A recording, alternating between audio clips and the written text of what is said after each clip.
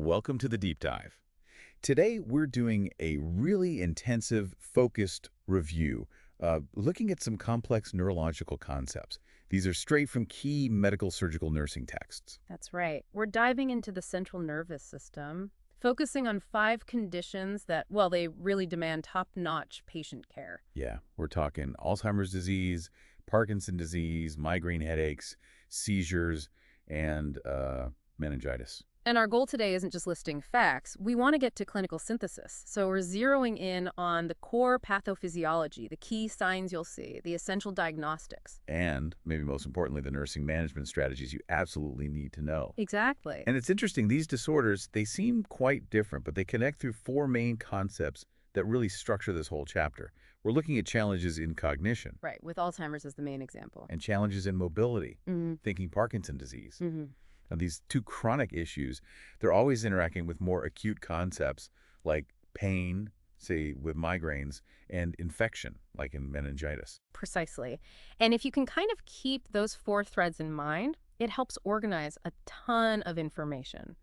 You know, understanding how declining cognition changes how you talk to a patient. Right. Or how a serious infection can quickly impact mobility, even consciousness. That's really the heart of this chapter. Okay, let's unpack this then, starting with cognitive disorders.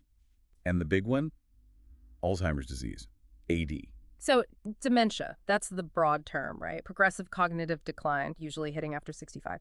But A&D, well, the real story is microscopic, things we only confirm at autopsy. You mean the plaques and tangles? Exactly. Neurofibrillary tangles and neuritic plaques. Those are the hallmarks. Can you explain a bit more what they actually do to the brain, like physically? Sure. The tangles are these fibrous proteins inside the neurons. They basically choke off impulse transmission, like knots in a wire. Oh. And the plaques, they're clumps of beta-amyloid protein. Mm-hmm. They build up, especially in the hippocampus, that's your memory center. And this buildup causes a chain reaction. High beta-amyloid lowers an enzyme called acetyltransferase. The result, a big drop in acetylcholine, or UF. And ACH. That's the neurotransmitter we need for recent memory, right, and for learning new things. That's the one. So less ACH directly leads to that core symptom, memory loss. It's a clear mechanism. Got it. And the pattern of decline is important too, isn't it? AD isn't like vascular dementia. No, not at all. AD is usually slow, insidious, just a gradual worsening over time. Vascular dementia, often caused by strokes, tends to be stepwise. Function drops sharply after an event, plateaus for a bit, then drops again with the next one. It looks different on a graph, you know. That makes sense. And knowing the stages of AD helps us tailor care. The sources really break down that progression. They do. In the early stage, or mild stage, people are often still independent with their daily activities, their ADLs, but you see short-term memory issues, maybe some mild problems with judgment, and denial is really common then. Then comes the middle stage, moderate AD. Right. And here, cognition is more globally impaired. This is where managing money gets tough, wandering can start, safety becomes a huge concern, and you see significant language problems. This is where we hear those specific A words used in charting, Yeah. right? Like aphasia. Exactly. Aphasia, difficulty speaking, anomia, which is struggling to find the right word for things, and agnosia that's really profound. It's the inability to recognize things through the senses, like faces or common objects. Wow. That must be incredibly difficult for families. It is. And then you reach the late stage, or severe AD. At this point, the person is typically completely incapacitated. They need total care for ADLs, often lose verbal skills entirely. And the agnosia gets worse. Yes, often to the point where they don't recognize even their closest loved ones. It's devastating. And diagnosis. Since we can't confirm it definitively without an autopsy, it's mostly about ruling other things out. Pretty much. You use CT or MRI scans to check for tumors, strokes, other potential causes. Later in AD, these scans might show significant brain atrophy, but that's not specific early on. So we rely on assessment tools. Definitely. Tools like the Mini Mental State Exam, the MSE, or maybe the Montreal Cognitive Assessment, the MoCA, which is often considered a bit more sensitive, help assess the severity and track how things are changing over time. Okay, let's shift to managing AD. The non-drug approaches seem absolutely critical, especially for managing behaviors like agitation. They are paramount. A structured, consistent environment is key. And we have to talk about validation versus reality orientation. This is crucial. Okay, explain the difference. So for someone in the early stages, Gentle reality orientation like, hey, remember today is Tuesday, or pointing out the season might be helpful You're sometimes. not later on. But once you get to the moderate or severe stages, the brain chemistry is just different. They often can't process or integrate that kind of corrective information. Trying to force reality on them, it usually just causes distress, agitation. It doesn't work. So validation therapy is different. If someone says they're waiting for their mother, who passed away years ago, Or you don't correct them. You don't argue the fact. You validate the feeling behind it. You might say something like, you miss your mother. Tell me about her. You acknowledge their emotional reality, then gently try to redirect them. Maybe to listen to music, look at photos. Acknowledge the feeling, redirect the behavior. That's the core idea. It respects their dignity, it reduces conflict. Now, pharmacologically, we do have options. Cholinesterase inhibitors like donepezil or rivastigmine, they don't cure anything, but they can help maximize the remaining acetylcholine by slowing its breakdown. But there's a big warning with those, right? A drug alert. Yes, absolutely. These drugs work by boosting parasympathetic activity, essentially. That means they can cause significant bradycardia, a slow heart rate. So if your patient has any heart issues, you must monitor their heart rate closely. It's non-negotiable. Okay. And for more advanced AD?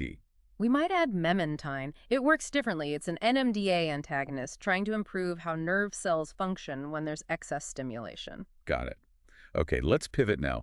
Moving from cognition to our next big theme, mobility. Let's talk Parkinson disease, PD. Okay. PD, another progressive neurodegenerative disease. But here, the core issue is all about movement. It boils down to an imbalance of neurotransmitters, Right. The part of the brain called the substantia nigra degenerates. which means it produces less dopamine. And Oh. dopamine is an inhibitory neurotransmitter. It helps control movement. So if you lose the brake, dopamine, then the accelerator, acetylcholine, which is excitatory, takes over. Exactly. You get too much action activity relative to dopamine, and that prevents smooth, controlled, voluntary movement. It directly causes the classic symptoms. The 4 cardinal signs. The 4 cardinal signs. Tremor, often starting as a resting tremor, that classic pill-rolling motion. Rigidity, muscle stiffness. Akinesia or bradykinesia, that's little and no movement, or extreme slowness. And postural instability. That P is why falls are such a huge risk later on. TRP is a good mnemonic. TRP. And we see other signs too, like the mask-like face. Yes, that flat effect. Also a slow, shuffling gait, sometimes drooling because swallowing is affected. And critically, Parkinson's also impacts the autonomic nervous system. Which leads to Orthostatic hypotension. That drop in blood pressure when standing up, it's really common and adds to the fall risk. So management is all about trying to restore that dopamine balance. Primarily, yes. Trying to increase dopamine or stimulate its receptors. Dopamine agonists, like pramipexole, are often used first. They mimic dopamine directly. But they have downsides, you mentioned, especially in older adults. Big time. Hallucinations can be a major issue, and they can worsen that orthostatic hypotension. So while they work, we often move towards the gold standard treatment. Levodopa-carbidopa. Levodopa-carbidopa. Levodopa gets converted to dopamine in the brain. Carbidopa helps more of it get there without breaking down peripherally. It's very effective for motor symptoms. But effectiveness can fade over time. You get those off periods. Exactly. Patients can fluctuate between good mobility, on time, and periods where the medication isn't working well, and symptoms return, off time. And long-term use can lead to dyskinesia, those involuntary, uncontrolled movements. And there's a key teaching point about taking it. Timing matters. Hugely important. Levodopa needs to be taken before meals, usually 30 to 60 minutes before. Why is that? Because protein competes with levodopa for absorption in the gut and transport across the blood-brain barrier. So taking it on an empty stomach helps maximize its effect. Simple tip, major impact on function. Good to know. Are there other drug classes? Yes, for milder symptoms, we might use MAOB inhibitors like rasagiline. They help prevent the breakdown of dopamine that's already there. But MAO inhibitors? Yeah? That rings a bell about food interactions. Ding, ding, ding. Yes, the tyramine interaction.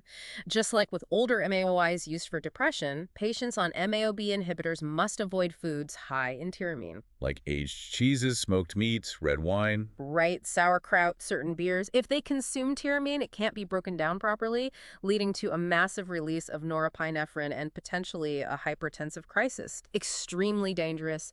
Patient education is critical here. Okay, so that covers the big chronic conditions. Let's switch gears to the more acute CNS problems. Starting with pain, specifically migraine headaches. Right. And a migraine isn't just a bad headache, it's a whole neurobiological event. It seems to start with some kind of neuronal hyperexcitability. Like a wave of electrical activity. Sort of, and that's followed by changes in blood vessels, particularly vasodilation, widening of the blood vessels in the brain, which causes that characteristic throbbing pain, often just on one side. And triggers are a big factor. Things like certain foods. Yes, tyramine again, potentially. Mhm. Also, caffeine withdrawal or excess, MSG, red wine, stress, bright lights, lots of potential triggers. We talk about migraine with aura and without aura. Correct. Migraine with aura means there are warning signs before the headache hits, maybe visual changes like flashing lights, or even temporary speech problems like aphasia. Migraine without aura is more common. The headache just starts. And treatment falls into two camps, stopping an attack and preventing them. Exactly. Abortive therapy is for when a migraine starts. You want to stop it in its tracks. That could be simple NSAIDs for mild ones, but the heavy hitters are the triptans, like sumatriptan. How do they work? They cause vasoconstriction. They narrow those dilated blood vessels in the brain. Very effective for many people. But that vasoconstriction effect means they're not for everyone. There's a major contraindication. Absolute critical point.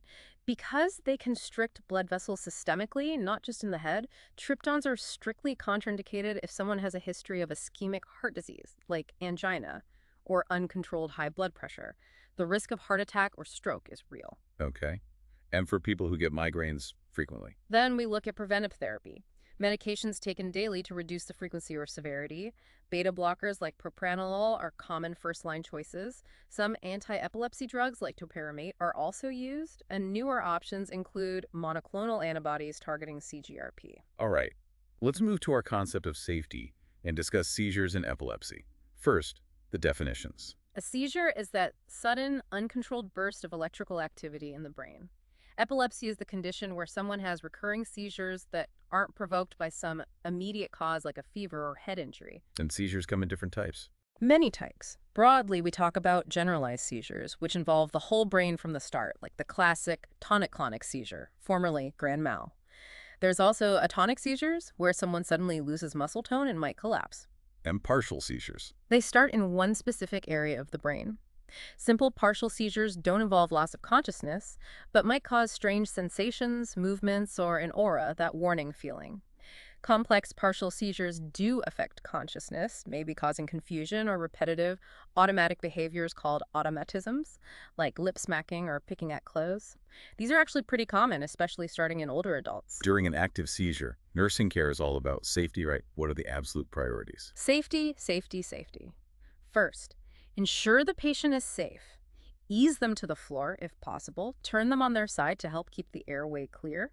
Loosen tight clothing. Have oxygen and suction ready just in case. Establish 30 access if you can anticipate needing meds. Pad the side rails if they're in bed. And the big don't. The huge action alert. Never, ever force anything into the person's mouth. No padded tongue blade, no fingers, nothing. Why is that rule so strict? You can break teeth, cause jaw injury, obstruct the airway, or trigger vomiting and aspiration. It doesn't prevent them from biting their tongue, which rarely causes serious injury anyway, and it poses significant risks. Just don't do it, protect their head, keep them safe. Okay. And what about status epilepticus? That sounds like an emergency. It is a major medical emergency. Status is defined as a seizure lasting longer than 5 minutes, or having repeated seizures back-to-back over 30 minutes without fully regaining consciousness in between. Brain damage can start to occur. So what's the critical rescue plan? Priority number 1, 2, and 3 is airway. Maintain the airway, provide oxygen, then stop the seizure activity fast. The drugs of choice are usually IV benzodiazepines, lorazepam, etivon, or diazepam, Valium. They work quickly. And after the benzo stops the immediate seizing. You need to follow up with a longer-acting anti-epileptic drug, an AED, to prevent more seizures. Typically, that's IV phenytoin, Dilantin, or fosphenytoin. Phenytoin. There are some tricky administration points with that one, aren't there? Yes, very important. Phenytoin has to be given slowly via IV infusion. Never push it fast because it can cause hypotension and heart rhythm problems. And crucially, it can only be mixed and flushed with normal saline. It's not dextrose. Never dextrose. Phenytoin precipitates, basically turns into crystals in dextrose solutions. It will clog the IV line and the patient won't get the medication. Big practice point. Saline only. Got it. Okay, final topic. Yeah. Let's weave in our concept of infection with meningitis. Right. Meningitis is inflammation of the meninges, those protective membranes covering the brain and spinal cord. It's usually caused by an infection. Viral versus bacterial. Viral meningitis is actually more common and usually less severe, often called aseptic meningitis. Bacterial meningitis, though, caused by bugs like Neisseria meningitis or Streptococcus pneumonia, is incredibly dangerous. It's a true medical emergency, can progress rapidly, and has a high mortality rate if not treated fast. So prevention is key, especially for the bacterial types. Absolutely. Vaccination is vital. The meningococcal vaccine is strongly recommended for adolescents and young adults, especially those living in close quarters like college dorms or military barracks where outbreaks can happen. What are the key signs and symptoms we look for? The classic triad is severe headache, high fever, and photophobia sensitivity to light. Neutral rigidity or a stiff neck is also common. But, and this is important, these classic signs might be less obvious or even absent in older adults or people who are immunocompromised. Their presentation can be more subtle, maybe just confusion or a change in mental status. Which makes assessment even more critical. What's the top nursing priority? According to the sources, the absolute highest priority is monitoring neurologic status. You need to be doing frequent neurochecks, assessing level of consciousness, LOC, pupil response, motor function at least every 4 hours, maybe more often if they're unstable. You're looking for any signs of increased intracranial pressure, ICP, that's the killer here. And treatment for suspected bacterial meningitis. It has to be immediate. You don't wait for definitive culture results if bacterial meningitis is strongly suspected. Start broad-spectrum IV antibiotics right away as soon as blood cultures are drawn. Time is brain. And infection control precautions. Crucial. For bacterial meningitis caused by N. meningitis or H. influenza, you must implement droplet precautions immediately. Mask, gown, gloves for close contact. These are highly contagious through respiratory droplets. Close contacts of the patient might also need prophylactic antibiotics. Wow. Okay, so this review really pulls everything together. We see how AD hits cognition, PD impacts mobility. Then acute issues like migraines bring intense pain, and meningitis poses that urgent threat of infection, causing neurological damage. Exactly. And if you look at the bigger picture, what ties them all together from a nursing standpoint is that need for really sharp, proactive assessment. It's about noticing those subtle changes in LOC with meningitis, or remembering that the drugs helping Parkinson's mobility, like levodopa or agonists, can cause orthostatic hypotension, creating a huge fall risk. You're constantly weighing the benefits of treatment against the potential risks. So what does this all mean for you, the listener? Studying this chapter isn't just about definitions. It's about seeing the link, connecting the pathophysiology, like low IC in AD or low dopamine in PD. Or the vasodilation in migraine. Yes, connecting that directly to the why behind your nursing actions. Why you use validation therapy, why you monitor heart rate, why you teach about tyramine. Which raises a really interesting question to think about, especially with the chronic conditions. When you're managing something like AD or advanced PD, where there's no cure and treatments mainly slow things down, how do you strike that balance? How do you prioritize safety but also maintain the patient's independence and dignity as their abilities decline? That's a really important consideration to take into practice. We've covered a lot today, from the microscopic plaques and tangles in Alzheimer's to the TRAP symptoms of Parkinson's, the abortive versus preventive approach in migraines, the critical ABCs and safety for seizures and status epilepticus, and the urgent response needed for meningitis. Hopefully, this deep dive helps solidify your understanding.